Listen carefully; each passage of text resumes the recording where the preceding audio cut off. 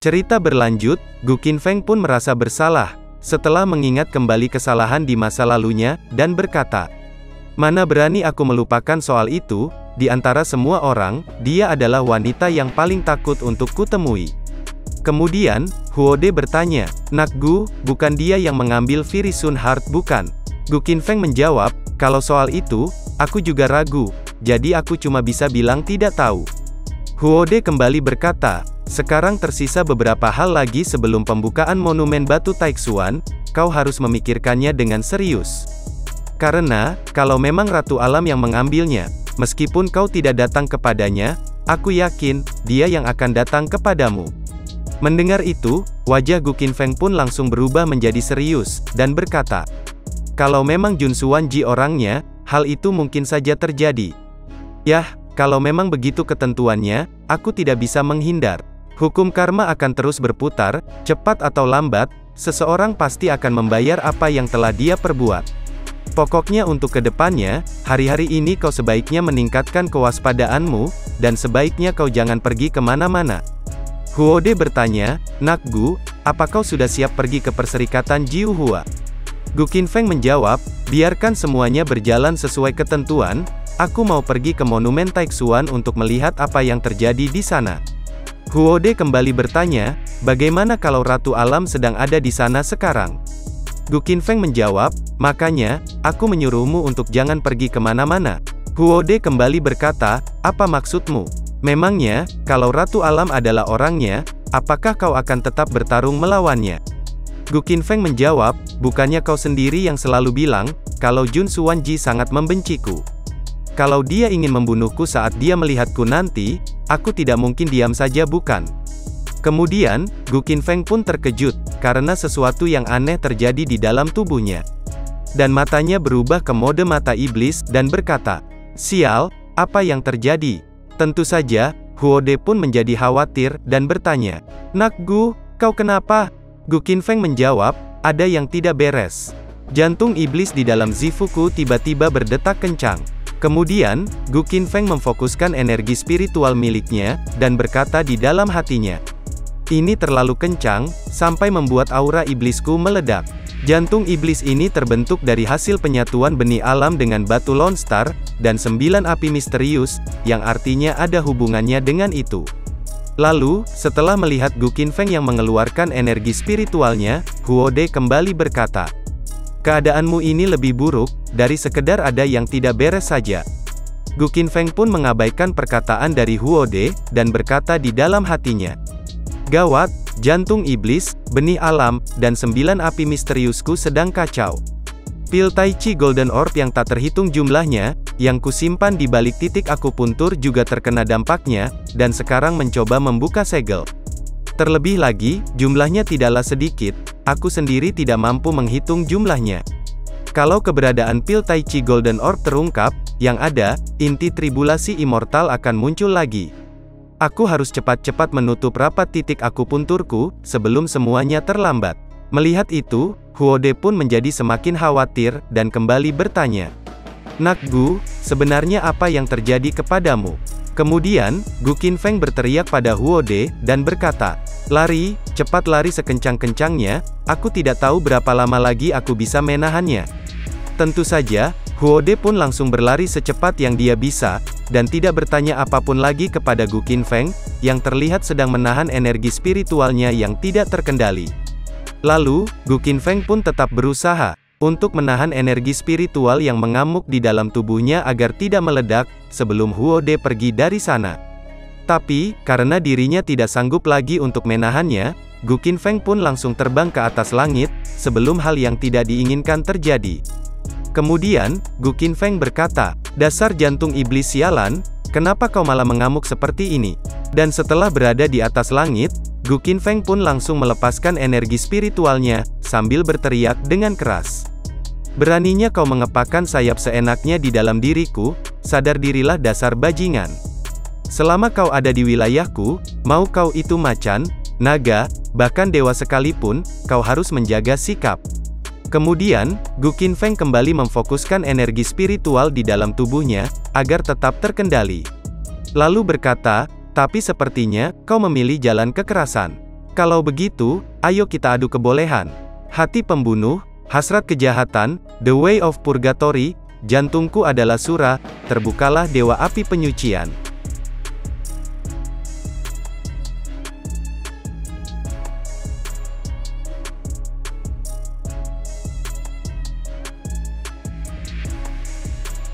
Sementara itu, Huode yang sudah berlari jauh meninggalkan sekte Yunxia, dia pun berhenti, dan memikirkan apa yang terjadi kepada Gu Qinfeng, lalu berkata, "Kali ini, aku benar-benar tidak tahu apa yang terjadi kepadanya."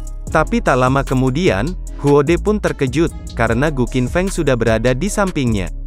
Lalu bertanya, "Nak Gu, bagaimana keadaanmu sekarang?" Gu Qinfeng menjawab, "Kau tidak usah khawatir, sebentar lagi juga aku akan baik-baik saja." Tentu saja, Huode merasa khawatir mendengar jawaban dari Gu Qinfeng, dan kembali bertanya, "Apa kau memerlukan sesuatu?" Tapi, Gu Qinfeng malah menjawabnya dengan santai, dan berkata, "Oh iya, aku memerlukan sesuatu, yaitu tuak sirup marjan milikku sudah habis, jadi tolong kau carikan lagi. Sudah lama aku tidak minum, bibirku sampai kering kerontang, aku butuh beberapa botol, dan seharusnya kau bisa mendapatkannya." Mendengar itu, Huode pun merasa sia-sia saja, karena dirinya telah mengkhawatirkannya, karena Gu Qinfeng sekarang terlihat baik-baik saja, dengan berkata seperti itu kepadanya. Gu Qinfeng kembali berkata, "Tapi kalau sampai aku tidak minum tuak sirup marjan hari ini, aku bisa mati karena dehidrasi." Huode menjawab, "Kau ini benar-benar menyebalkan, di saat seperti ini, kau masih saja kepikiran untuk minum-minum." Gu Qinfeng kembali berkata, "Yah mau bagaimana lagi, karena aku sudah ketagihan rasa manis dari tuak sirup marjan." Huode menjawab, "Astaga, kapan ya, kira-kira kau bisa berhenti ketagihan minum-minum seperti ini?" Kemudian, mereka pun kembali ke sekte Yunxia, sementara Huode mencari minuman untuk Gu Qinfeng. Dan saat Huode kembali ke sekte Yunxia, dia berlari seperti mendapatkan berita buruk, dan berteriak kepada Gu Qinfeng, "Nak Gu, ini gawat. Formasi di taman, yang menghalangi orang lain agar tidak mengetahui keberadaanmu di sini telah hancur, oleh ledakan auramu barusan. Ke-10 naga kecil dan ke-36 tetua pavilion Cina sudah mengikuti auramu, mereka akan segera menemukanmu." Mendengar itu, Gu Qinfeng terlihat tidak peduli, dan mengatakan kata yang singkat, "Oh, begitukah?" Tentu saja, Huode pun merasa khawatir, dan kembali berkata, "Jangan cuma mengatakan oh saja, cepat cari tempat untuk bersembunyi." Gu Qinfeng menjawab, "Bersembunyi di mana? Saat ini aku tidak bisa bergerak." Huode kembali berkata, "Ya ampun, kalau tempat persembunyianmu ketahuan, orang-orang itu pasti akan membuat masalah denganmu." Gu Qinfeng menjawab, "Ya sudahlah biarkan saja, lagi pula apa yang kau takutkan dari orang-orang itu?" Huode kembali berkata, "Bagaimana kalau mereka sampai melakukan sesuatu kepadamu? Kau tahu sendiri, kalau kekuatanku tidak ada apa-apanya dibandingkan mereka." Gu Qinfeng menjawab, "Tenanglah, aku hanya tak bisa bergerak selama beberapa saat saja. Jangankan para bedebah itu, bahkan jika para dewa mengirimkan penghakimannya sekarang, aku tidak akan gentar sedikit pun. Bahkan kalau mereka akan mengadiliku selama 10.000 tahun, mereka tak akan sanggup membunuhku." Mendengar itu, Huode pun merasa sedikit kesal, dan berkata, "Kau selalu saja bilang begitu, kupingku sampai mau copot saking bosan mendengarnya." Gu Qinfeng menjawab, "Pokoknya, apapun yang terjadi, kau tidak perlu khawatir. Aku sudah bilang bukan, selama aku sendiri belum mau mati, maka, tidak ada satupun orang di dunia ini yang bisa membunuhku." Kemudian, datanglah mereka ke sana, saat Gu Qinfeng dan Huode belum sempat bersiap-siap. Lalu, salah seorang dari mereka berkata, "Tidak kusangka, orang ini masih bisa hidup, setelah gagal membuat Tai Chi Golden Orb. Selain itu, dia nekat bersembunyi di sekte Yunxia, dan mengira kalau kita tidak akan bisa menemukannya." Zhao menambahkan, "Yah, orang semacam dia ini tidak akan bisa hidup lama. Ku dengar, dia membakar Tai Chi Golden Orb dengan tangannya sendiri, dan kekuatan spiritualnya pun terkuras drastis setelahnya. Dia akan mati sebentar lagi, sekalipun dia masih bisa hidup, dia akan hidup tanpa punya harapan." Yuan juga berkata, "Masih bisa bertahan hidup katamu, apanya yang masih bisa bertahan hidup? Setelah ke-10 naga kecil datang, mereka akan langsung membunuhnya secara brutal." Kemudian datanglah Huodong ke sana, dan berkata, "Oh Tuan Gu, di sini kau rupanya." Dan diikuti juga oleh Wang He, yang datang bersama Huodong ke Sekte Yunxia. Begitu juga dengan Majeng Tian, dia juga datang ke Sekte Yunxia, karena dia masih merasa penasaran dengan kekuatan Gu Qinfeng. Dan tidak ketinggalan trio janda, yang terus mengikuti Gu Qinfeng kemanapun dia pergi. Mereka adalah Chen Yue, Lan Feier, dan juga Sui Ruoyun. Mereka berkata, "Aku benar-benar kerepotan mencarimu akhir-akhir ini." Melihat kedatangan mereka semua, Gu Qinfeng pun hanya menatap mereka dengan tatapan yang dingin, dan tidak berkata apa-apa. Kemudian, datang Tu Gao ke sana, dia melayang di atas udara, sambil menatap tajam ke arah Gu Qinfeng. Tu Gao berkata, "Apa-apaan keadaanmu yang menyedihkan ini? Bukankah kau begitu kuat saat di teras Taixuan kemarin? Bukankah keahlianmu di bidang musik tak tertandingi, dan bukankah fisikmu itu luar biasa? Bukankah kau menerobos ke tingkat 9 Rana Jipu, hanya dengan meminum beberapa gelas tuak sirup marjan? Kemana perginya semua kekuatanmu itu sekarang? Kenapa kau bersembunyi di sini, layaknya kura-kura dalam tempurung?" Dan Tu Gao pun tertawa dengan sangat keras, melihat keadaan Gu Qinfeng saat ini. Kemudian, Tu Gao pun mengeluarkan senjatanya, dan bersiap untuk menyerang Gu Qinfeng. Tu Gao berkata, "Inilah akibatnya, asal kau tahu, orang-orang yang mencoba melawanku selalu berakhir tragis." Lalu, tanpa basa-basi lagi, Tu Gao langsung menyerang Gu Qinfeng, sambil berkata, "Dasar bocah sialan, pergilah kau ke neraka." Tapi, Gu Qinfeng hanya diam saja, dan tidak menghindari serangan Tu Gao yang diarahkan kepadanya, karena saat ini, Gu Qinfeng tidak bisa bergerak. Tentu saja, Tu Gao pun kembali tertawa dengan puas, karena merasa serangannya bisa menghabisi Gu Qinfeng dalam sekali serangan. Tapi, Tu Gao langsung menghentikan serangannya, karena dia melihat bayangan beberapa orang yang menghalanginya. Rupanya, itu adalah trio janda, yang kompak melindungi Gu Qinfeng, dan bersiap untuk bertarung. Tentu saja, Tu Gao merasa sangat kesal, dan berkata, "Apa yang kalian lakukan? Berani sekali kalian menghalangi itu." Lan Feier menjawab, "Tu Gao, kau benar-benar sampah. Bisa-bisanya kau memanfaatkan keadaan seseorang yang sedang terluka, untuk menyerangnya. Saat di teras Taixuan, kalian semua menyatukan kekuatan untuk menyerang Gu Qinfeng secara bersamaan, tapi dia bahkan tidak melawan balik. Dan sekarang, beginikah caramu menunjukkan rasa syukurmu? Sekarang kau ingin menggunakan kesempatan ini untuk menyerangnya, selagi dia sedang cedera dan tidak berdaya." Mendengar itu, Tu Gao menjadi sangat marah, dan berkata, "Persetan itu semua, dia sudah berani mempermalukanku di teras Taixuan. Terserah kalian mau bilang apa, tapi aku Tu Gao, akan membunuhnya hari ini juga." Kemudian, Sui Ruoyun berkata, "Padahal kau yang sejak awal, ingin cari gara-gara dengan menantangnya tanpa alasan yang jelas. Kalau kau malu, itu adalah salahmu, kau tidak bisa menyalahkan orang lain soal itu." Tu Gao menjawab, "Sui Ruoyun, apa maksudmu? Apakah kau percaya, bahwa hari ini, aku akan menghajarmu juga?" Sui Ruoyun kembali berkata, "Kau bilang ingin menghajarku, cobalah kalau kau bisa." Kemudian, Huodong mencoba menghentikan mereka, dan berkata, "Tunggu sebentar tiga nona pembela kebenaran, aku paham niat baik kalian. Tapi kalau kalian membela seorang iblis, kalian akan dibully para netizen." Chen Yue menjawab, "Iblis, apa yang kau maksud adalah Gu Qinfeng?" Lan Feier menambahkan, "Huodong, apa maksudnya itu? Siapa bilang Gu Qinfeng adalah iblis?" Huodong menjawab, "Saat di teras Taixuan, Gu Qinfeng membuat semua orang terkejut, dengan pemahaman musiknya yang luar biasa. Dia lalu membuat kita geleng-geleng kepala dengan kekuatan fisiknya. Setelah itu, dia secara instan naik ke tingkat 9 Rana Jipu, hanya dengan meminum beberapa gelas tuak sirup marjan, yang membuatku semakin mengaguminya.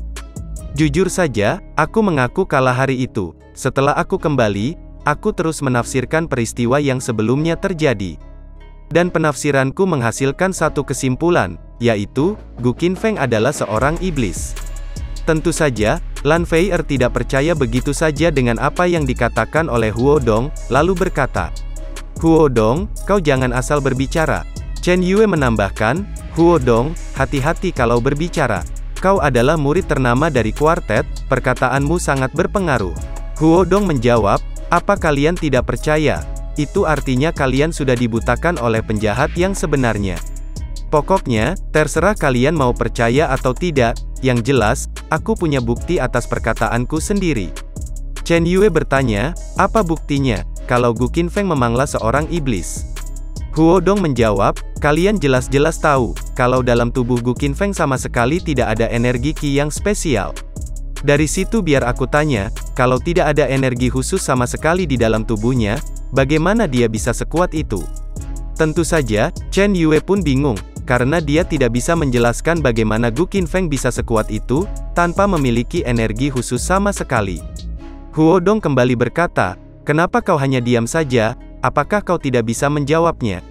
Kemudian, Lan Feier menyela pembicaraan, dan berkata, Gu Qinfeng gagal membangun pondasi, dan itu membuat konstruksi tubuhnya berubah. Huo Dong kembali berkata, gagal membangun pondasi katamu, konstruksi tubuhnya telah berubah. Nona Lan, kegagalan membangun fondasi memang bisa mengubah konstruksi tubuh, aku akui itu. Tubuh yang bermutasi akan menjadi lebih kuat, akibat banyaknya perubahan dalam meridian dan yang lainnya, tapi itu hanya berlaku pada jalan kultivasi kita. Meskipun tidak banyak orang yang gagal membangun pondasi mereka, tapi banyak orang yang konstruksi tubuhnya berubah karena sebab lain. Setidaknya, kekuatan fisiknya jadi sedikit lebih kuat dari orang biasa, dan masih bisa dijelaskan dengan akal sehat. Sedangkan Gu Qinfeng, bukan cuma konstruksi tubuhnya saja yang berbeda dari orang biasa, tapi kekuatannya benar-benar di luar nalar.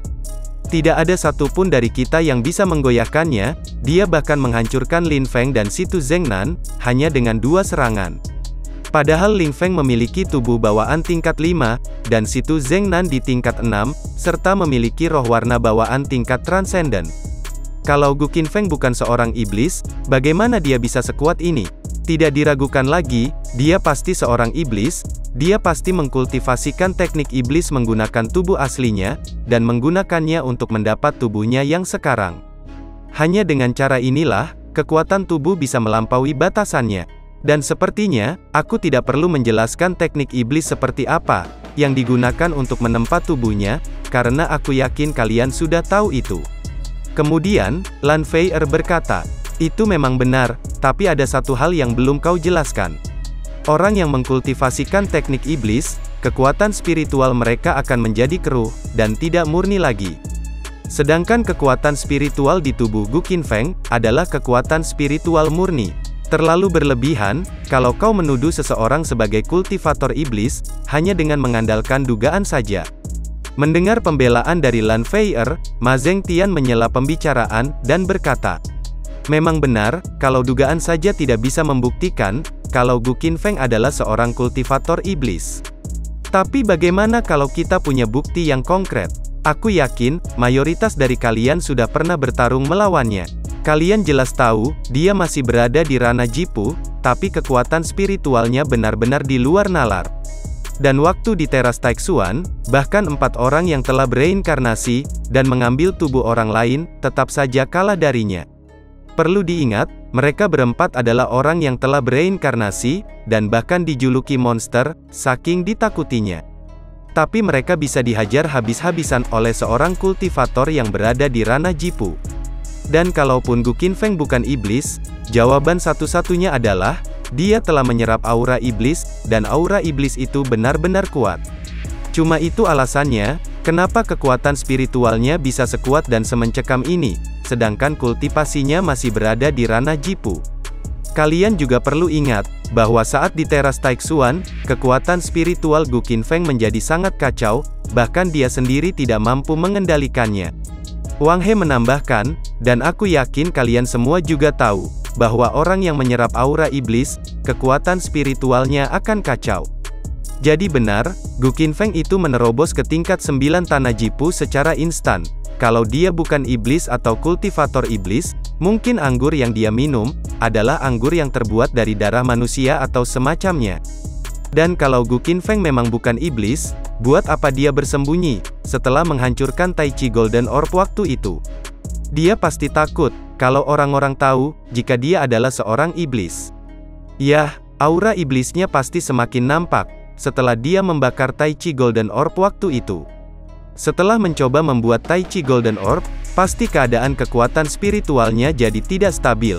Itulah kenapa dia memutuskan untuk membakarnya. Kemudian, Huo Dong berkata, "Ya ampun, waktu itu, kupikir dia memang benar-benar seorang kultivator jenius.